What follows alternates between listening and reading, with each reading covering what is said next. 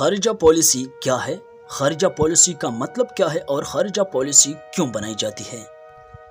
خارجہ پالیسی کسی بھی ملک کی پالیسیوں کے اس حصے کا نام ہے جس میں کوئی ملک دوسرے ممالک کے ساتھ تعلقات استوار کرتا ہے۔ یہ تعلقات ہر ملک اپنے قومی مفادات کو مد نظر رکھ کر بناتا ہے، جو وقت کے ساتھ ساتھ تبدیل ہو سکتے ہیں، کیونکہ خارجہ تعلقات کا یہ بنیادی اصول ہے کہ کسی بھی ملک کا کوئی مستقل دوست یا دشمن نہیں ہوتا، بلکہ اس کے قومی مفادات مستقل اور اہم ہوتے ہیں۔ پاکستان ایک نظریاتی مملکت ہے اور اس کی بنیادی نظریہ پاکستان یا نظریہ اسلام پر ہے۔ پاکستان کی خارجہ پالیسی کا اہم مقصد پاکستان کی نظریاتی سرحدوں کا تحفظ ہے۔ پاکستان کا استحکام بھی نظریہ پاکستان کے تحفظ میں مضمر ہے۔ یہ اپنی نظریے کا تحفظ اسلامی ممالک کے ساتھ بہتر تعلقات قائم کر کے ہی کر سکتا ہے، لہٰذا پاکستان نے ہمیشہ اسلامی ممالک کے ساتھ بہتر تعلقات استوار کیے ہیں۔ اس کی تینوں دساتیر میں اسلامی ملکوں کے ساتھ قریبی تعلقات پر زور دیا گیا ہے۔ پاکستان نے اسلامی کانفرنس کی تنظیم OIC اور اقتصادی تعاون ECO کی تنظیم کے قیام میں اہم کردار ادا کیا ہے۔ اس کے بعد ہم بات کریں گے پاکستان کی خارجہ پالیسی کی بنیادی نکات پر، چونکہ بہت اہم اور ضروری ہے۔ پاکستان کی خارجہ پالیسی ملکی مفادات اور ترجیحات کو مد نظر رکھ کر بنائی گئی ہے۔ اگرچہ وقت کے ساتھ ساتھ پاکستان خارجہ پالیسی میں تبدیلیاں لاتا رہتا ہے، تاہم پاکستان کے رہنماؤں نے قومی مفادات کو سامنے رکھ کر خارجہ پالیسی کی چند بنیادی اصول وضع کیے ہیں۔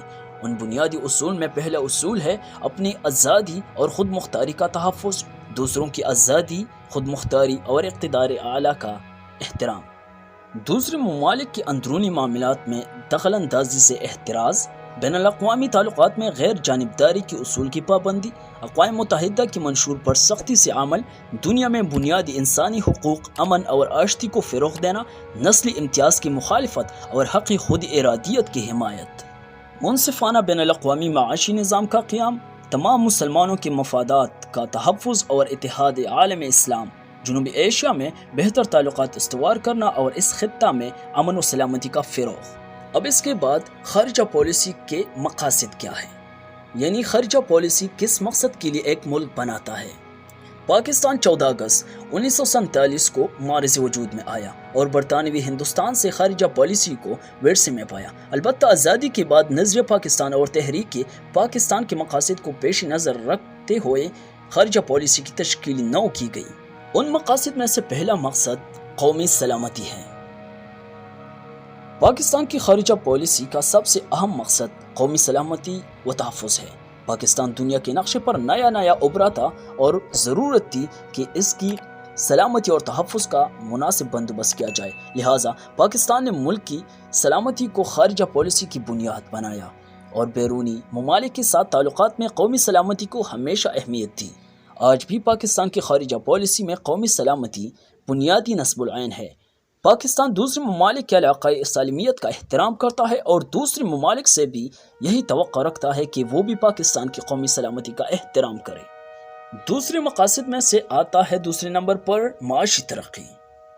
پاکستان ایک ترقی پذیر ملک ہے اور معاشی طور پر اپنی ترقی چاہتا ہے، لہٰذا پاکستان ان تمام ممالک کے ساتھ اچھی تعلقات قائم کرنا چاہتا ہے جن کے ساتھ تجارت کر کے یا جن سے معاشی مدد حاصل کر کے معاشی طور پر ترقی کر سکے۔